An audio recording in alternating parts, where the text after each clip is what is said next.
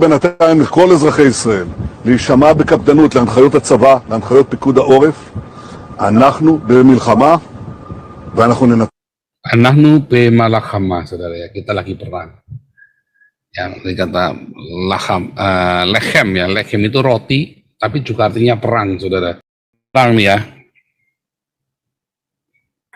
Israel setiap kali mau menyerang Palestina, wilayah Palestina ya, selalu kasih halo-halo. Sebelumnya kasih selebaran dulu. Kita akan menghancurkan gedung, waktu itu gedung apa ya, yang diduga itu sarang teroris. Beda dengan Hamas. Hamas itu sengaja membidik rumah sakit. Sengaja karena mau menteror. Sengaja itu rumah sakit yang diajar sama Hamas itu rumah sakit tadi itu ya. Tadi kan ditunjukkan kan roketnya diarahkan ke rumah sakit. Sehingga korban yang mati ya di rumah sakit nggak bisa lari. Orang lagi sakit kok. Makanya banyak yang mati. Dan di rumah sakit itu juga banyak orang Arabnya. Nah, itu loh. Nah itu kalau prinsip orang-orang yang tidak punya cinta di dalamnya, yang penuh dengan kebencian, pokoknya saya menang, tak pateni kabeh. 8.000 orang. Ya.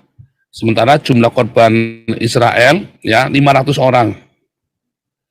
Ya kan? Kan perbandingan ada 8.000 sekian orang Palestina mati selama dari 10 tahun terakhir. Dan baru 500 saja kamu udah ribut mati 500. Bukan masalah 500 orang mati, bukan. Kan baru 500 orang selama 10 tahun, bayangin. Karena orang Palestina perang, rakyat jelata yang perang. Orang Palestina perang, sebagian besar yang mati adalah IDF tentara, yang maju suruh tentara. Jadi kalau perang, lalu rakyat jelata ini pakai pasang badan, suruh maju perang, iya rakyat jelata lah yang mati, rakyat jelata perang kok.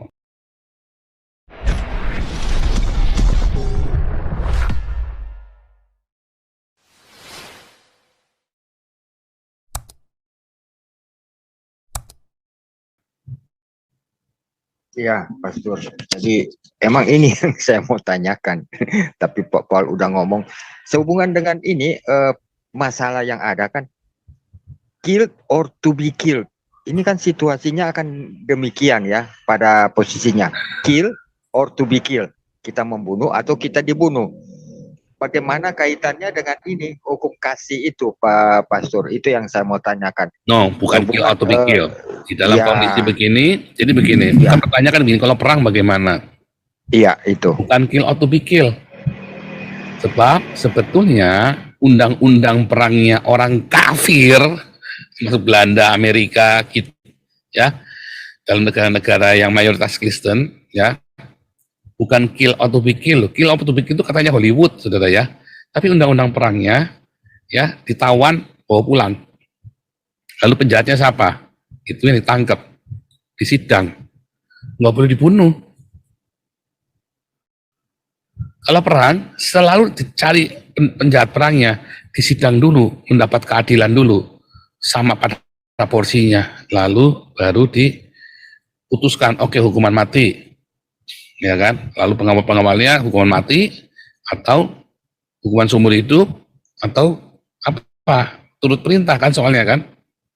Jadi bukan kill atau be kill, nggak ada itu salah, itu kata Hollywood ya. Tetapi statusnya adalah ketika dalam perang itu adalah bagaimana mengeliminir kekuatan-kekuatan yang mengagresif orang yang lemah. Jadi bukan masalah benar salah, bukan masalah benar salah atau mau menang-menangan, bukan. Tapi bagaimana mendamaikan. Resolusi-resolusi yang dilakukan, ya, hukum-hukum internasional adalah mendamaikan, bukan menang kalah. Makanya hari ini Belanda sadar, ya, mereka nggak mau lagi support, ya, untuk Ukraina, karena kan sebelumnya mereka kirim uang pajaknya Belanda, kirim uang buat Ukraina beli senjata perang. Lalu kemarin Tweede Kamer, ya, DPR-nya protes, nggak mau lagi. Kalau mau ya kita nggak mau kirim uang buat beli roket begitu, karena selama ini kan beli perang buat roket.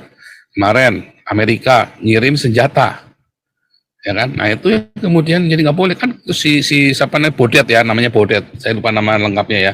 Si Bodet ini vokal ya, dia bilang siapa yang untung kalau kita perang, kalau kita terlibat dalam perang Ukraina, yang paling untung Ukraina kah, kita kah, Amerika yang untung karena uang kita kirim untuk beli senjata, Amerika yang punya industri senjatanya, Amerika yang jalan.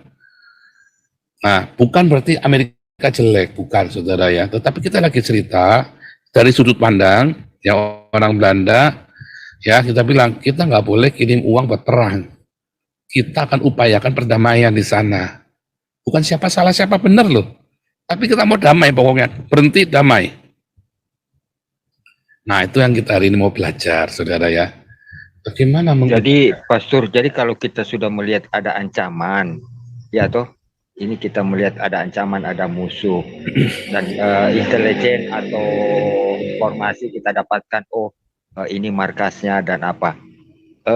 Dalam masalahnya kan yang saya sebut tadi itu, kita harus membumi hanguskan markasnya mereka, atau kalau kita tidak menghancurkan markasnya, kita yang dibombardir.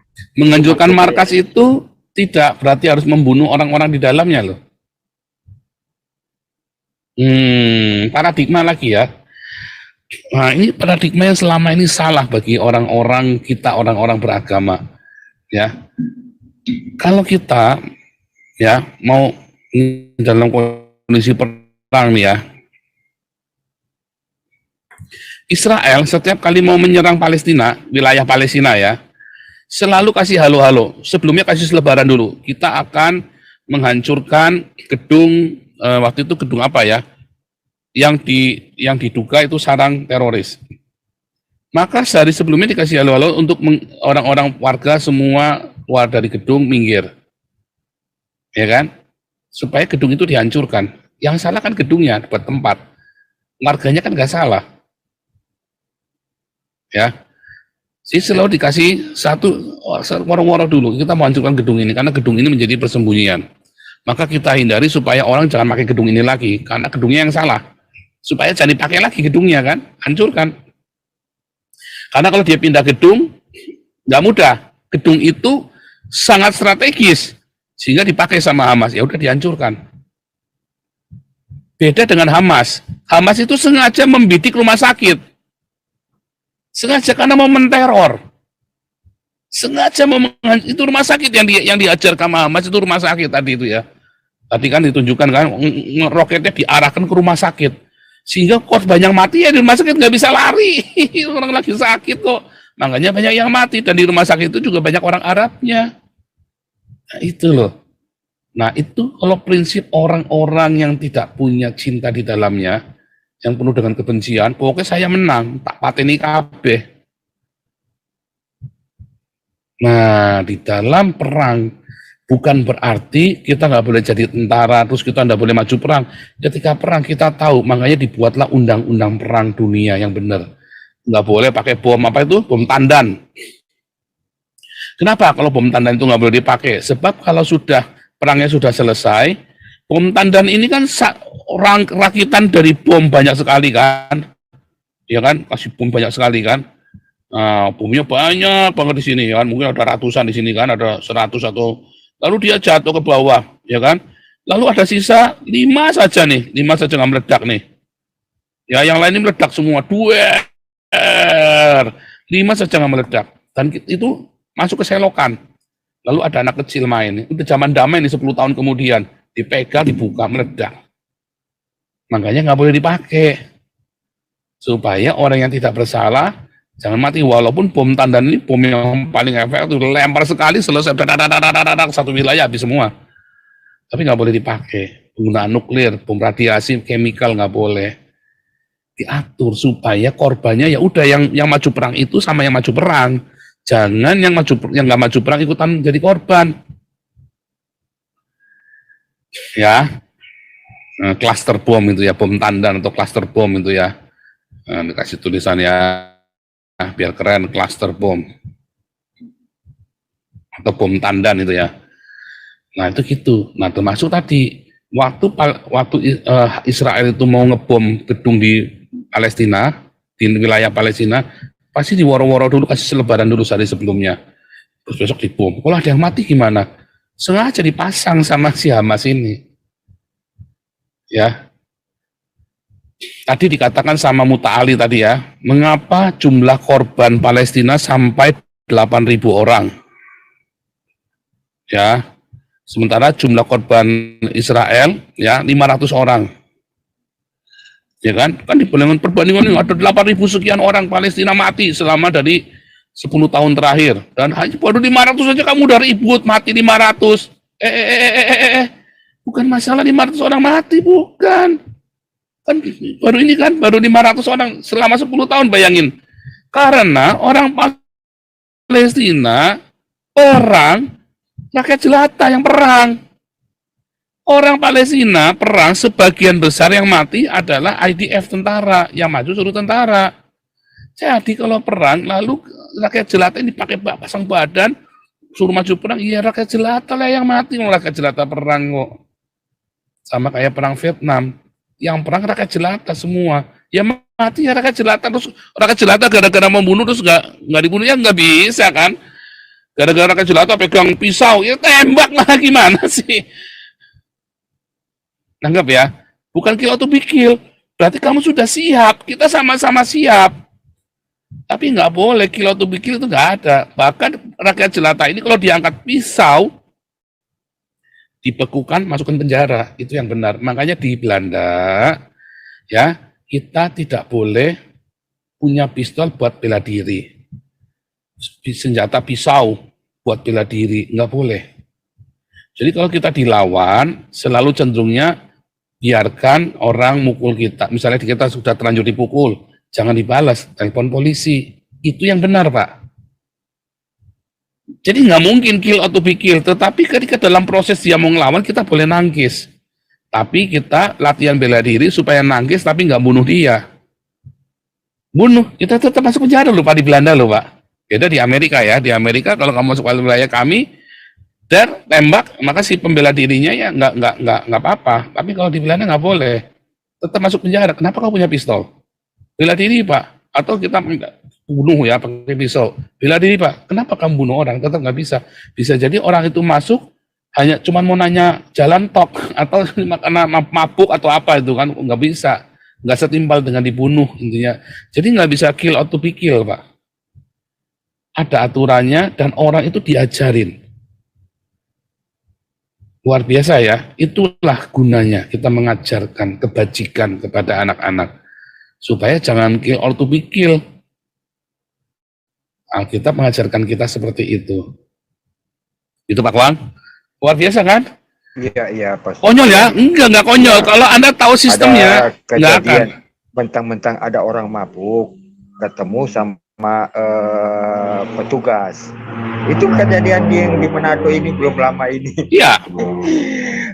Dia memang seorang ada pemabuk. Begitu ditanya kan, ya namanya orang mabuk. Ya ditanya yang olar ngadu apa segala macam kan ngaco. Digebukin, lah udah masuk proses. Itu aja. Terima kasih. Betul. Jadi dia mabuk, gebukin, terus sampai mati gitu kan? Ya nggak boleh. Ya, jadi intinya makanya orang anak-anak Belanda itu diajarin, anak-anak Eropa, Jerman, Belanda, Perancis diajarin. Makanya kejadian Samuel Paty itu konyol ya, itu salah satu anomali. Mengapa bisa terjadi Samuel Paty? Nggak bisa ngelawan, nggak berdaya, karena memang tidak diajari untuk ngelawan. Ya kan?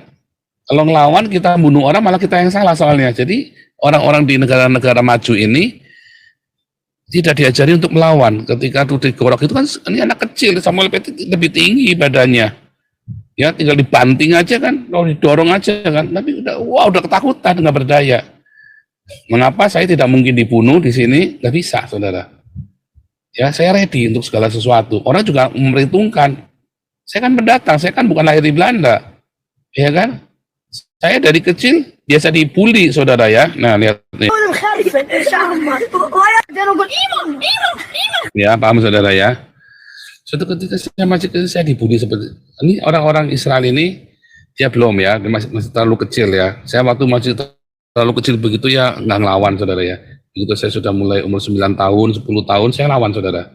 Sampai saya SMP kelas 3, saya masih berkelahi ya, masih ngelawan saya. Wah, saya kalau digituin nggak tahan saudara ya. Jangankan sampai ditonyol-tonyol begitu ya. Kamu panggil saya, Cina Lole. Wah, saya bisa tak samperin saudara ya. Saya pernah ada saya naik angkot, saya turun dari angkot ya, saya ditonyol begitu saudara ya. Cina kamu, Cina kawan Cina Lole apa boke kawan lonte, dia bilang gitu ya. Saya diam saudara ya. Saya kan kecil itu, saya ingat sekali saya SD kelas 6 itu saudara ya. Terus begitu saya ngintip, saya ingat ya, turun nanti kan toko mami saya kan di pinggir jalan saudara ya. Terus saya turun, begitu saya turun, saya ke sini. Saya ingat sekali karena saya ini ya, marah sekali ya, dikatain boknya lonte apa segala macam. Saya turun, ini kan taksi lengah kan, si angkot kita mengira taksi, angkot ini lengah. Saya turun, saya ngambil batu gede, tak lemparkan itu ke dalamnya itu saudara ya. Pokoknya harus ngelawan saya tuh, bayangin saudara. Anak ini nggak bisa, kalau saya dalam usia seperti ini, kita dalam kondisi alert saudara ya. Anak-anak saya mau latihan bela diri semua ya, dua-duanya. Saya juga latihan bela diri. Apakah kill to bikin? Enggak. Saya nggak mau konyol saudara. Nah, Samuel Petty dia lengah sama siapa? Yang pelukis itu siapa? Pelukis yang terkenal, wah, kok saya nama banyak lupa, saya kalau nama itu susah inget ya. Saudaranya pelukis terkenal Belanda itu ya, Van Gogh ya, Van Gogh gitu ya. Ini bukan Vincent Van Gogh, tapi keponakan cucunya, cucu keponakannya Van Gogh saudara ya. Kan dibunuh, ditembak, ditusuk, ditembak. Kan nggak bisa ngelawan, badannya begitu, nggak bisa ngelawan, nggak berani, lemah, panik saudara. Ya Allah, Anda nyegat saya di tengah jalan, bukan cuk-cukan, bukan saudara ya. Orang juga tahu saya pasti refleks. Sudah nggak mungkin saya lemes, betul lemes, nggak bisa ngelawan, nggak mungkin saudara, pasti alert di hati saya. Kan saya bukan kelahiran Belanda, saya kelahiran Indonesia, biasa dibeginikan saudara. شباب مبسوطين على اليهودي قول Kita لي bisa ngelawan saudara ya. Nah, mereka ngeri ya saudara. Orang-orang Islam ini biasa begini saudara. Orang Belanda bully nggak saudara? Ada 1-2, tapi diajarin, nggak boleh. Ada satu anak yang bukan membuli, tapi nggak sengaja ngomongin anak saya, anak asilum gitu ya. Oh, kamu anak asilum bisa apa? Padahal bercanda, itu lagi bercanda. Lalu ada seorang ibu yang dengar, ibu orang tuanya murid. Lalu langsung didatangi, tegur, kamu nggak boleh ngomongin begitu. Coba saudara, kamu nggak boleh ngomongin begitu. Padahal ini memang dua-dua lagi bercanda, memang sedikit kelewatan. Kamu anak asilum, kamu di sini punya apa, gitu kan? Ibunya kaget, si ibunya, ya orang tua murid yang lain datengin. Nah, terus ini bilang sama anak saya dirangkul gini, kamu nggak apa-apa?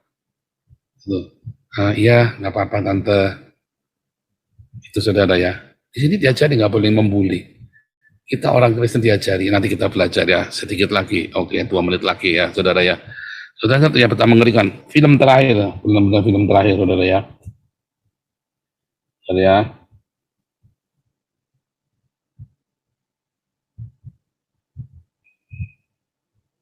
mana nih? בינתיים לכל אזרחי ישראל להישמע בקפדנות להנחיות הצבא, להנחיות פיקוד העורף. אנחנו במלחמה ואנחנו ננצח. Anahnu bemalakama, saudara ya, kita lagi perang. Yang dikata lechem ya, lechem itu roti, tapi juga artinya perang, saudara. Mengapa? Nah, kita belajar ya. Jadi bagus ya, anahnu bemalakama, ya. Kita sedang perang. We are at war, ya. Bukan sedang melakukan perang, tapi kita bemalakama. Ya, kita ada di tengah, kayak Bemidbar, ya di padang gurun, Bemidbar. Kita sedang di tengah perang. Ini yang kita mau belajar ya, lechem, ya, lechem, kata lechem, saudara ya, kata lechem.